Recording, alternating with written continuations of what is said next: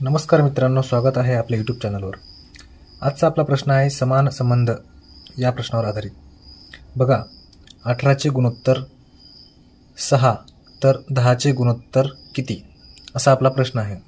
तर आपण याला सोडून बघू मित्रांनो. 18ला जर आपण 3ने भाग दिला तर उत्तर येते 6. तसे आपण 10ला जर 3ने भाग दिले तर उत्तर येणार 3.3, जे की आपले पर्यायामध्ये नाही. याला आपण दुसऱ्या पद्धतीने सोडून बघू मित्रांनो. बघा, 6चा जर आपण वर्ग घेतला तर उत्तर येते 36 आणि 36मध्ये जर आपण गुणाकार केला 3 गुणिले 6 बरोबर येते 18, म्हणजेच 18.